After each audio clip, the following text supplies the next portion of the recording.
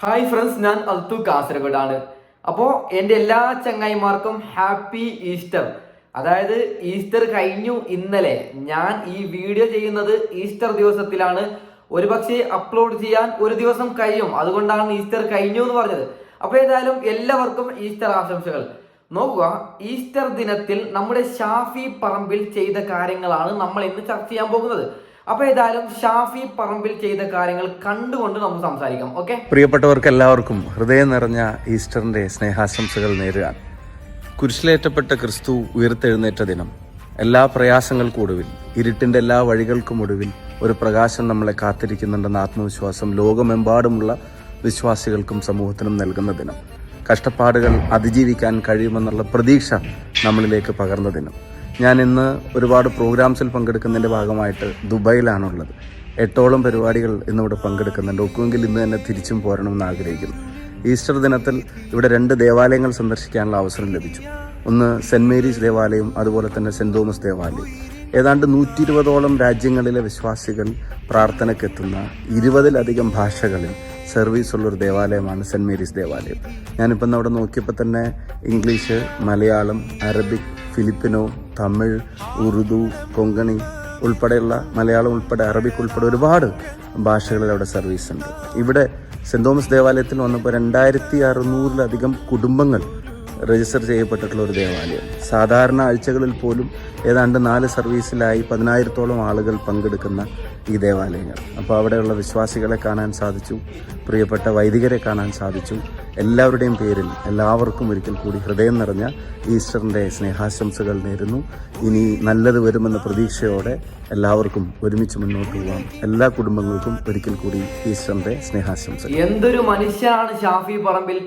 നോക്കുക, ഷാഫി പറമ്പിലിനെ ഇങ്ങനെ ഞാൻ പറയാൻ കാരണം, നിങ്ങളൊന്ന് എടുത്തു നോക്കൂ അദ്ദേഹത്തിന്റെ പ്രൊഫൈൽ. അതായത് ഈസ്റ്റർ വരുമ്പോൾ ഈസ്റ്ററിനെ കുറിച്ച് സംസാരിക്കും, ഓണം വരുമ്പോൾ ഓണത്തിനെ കുറിച്ചും, ക്രിസ്മസ് വരുമ്പോൾ ക്രിസ്മസിനെ കുറിച്ചും, വിഷു വരുമ്പോൾ വിഷുവിനെ കുറിച്ചും, പെരുന്നാൾ വരുമ്പോൾ പെരുന്നാളിനെ കുറിച്ചും, ഇങ്ങനെയൊക്കെ ആരുടെ മതത്തിലായാലും, ഹിന്ദു ആയാലും മുസൽമാനായാലും ക്രിസ്ത്യാനി ആയാലും ആരുടെ മതത്തിലായാലും എന്തെങ്കിലും നല്ല ഒരു സംഭവം നടക്കുമ്പോൾ ഷാഫി പറമ്പിൽ അതിനായി നല്ല രീതിയിൽ, മികച്ച രീതിയിൽ സമയം കണ്ടെത്തുന്നു എന്നതാണ് ഇതിന്റെ വലിയൊരു യാഥാർത്ഥ്യം.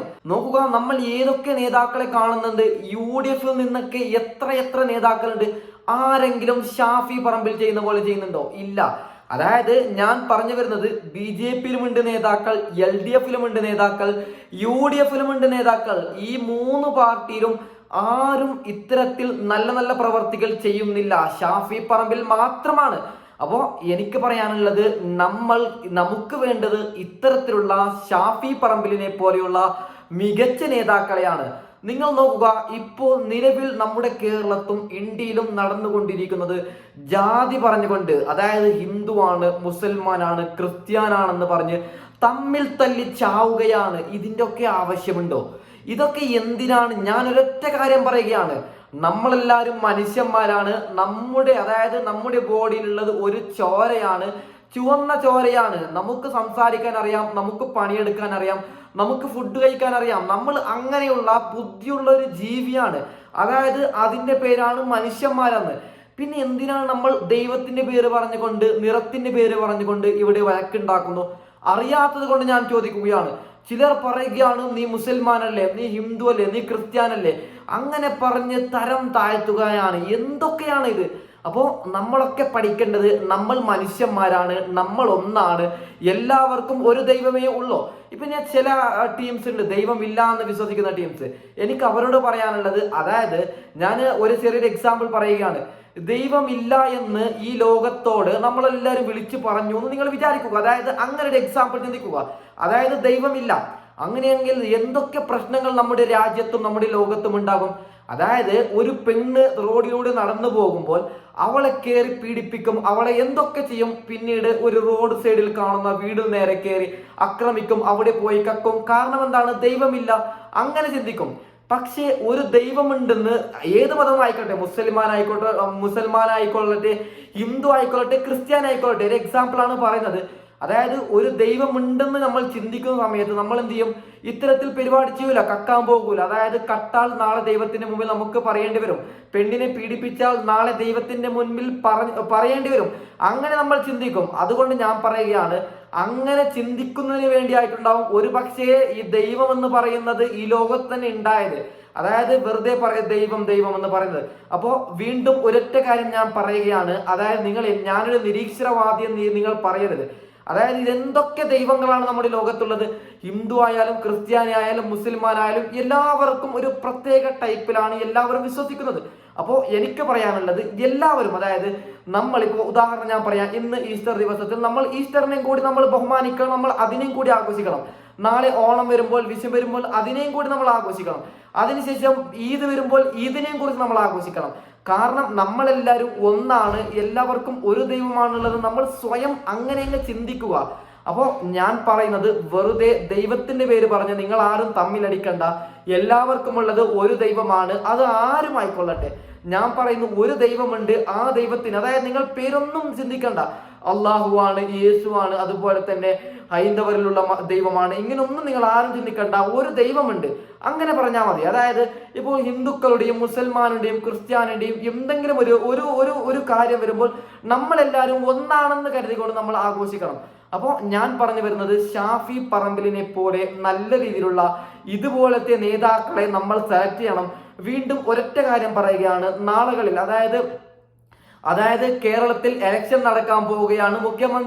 മുഖ്യമന്ത്രിയൊക്കെ തിരഞ്ഞെടുക്കാനുള്ള ഒരു അവസരം നമുക്ക് കിട്ടുകയാണ്. അപ്പോൾ നമ്മൾ എന്ത് ചെയ്യണം?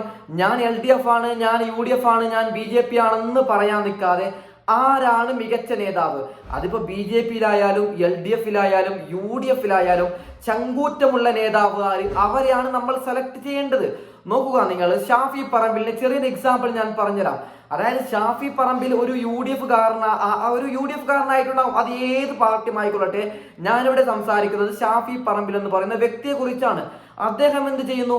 ജനങ്ങൾക്ക് വേണ്ടി സംസാരിക്കുകയാണ്, വടകരക്കാർക്ക് വേണ്ടി സംസാരിക്കുകയാണ്. പാർലമെന്റിൽ പോയ ദിവസം വടകരയിൽ കൂടുതലുള്ളത് പ്രവാസികളാണ്. അപ്പോൾ പ്രവാസികൾക്ക് വേണ്ടിയാണ് ആദ്യം വിജയിച്ച് കയറിയതിനു ശേഷം പാർലമെന്റിൽ ആദ്യത്തെ സ്പീച്ചിൽ തന്നെ ജനങ്ങൾക്ക് വേണ്ടിയാണ് സംസാരിച്ചത്.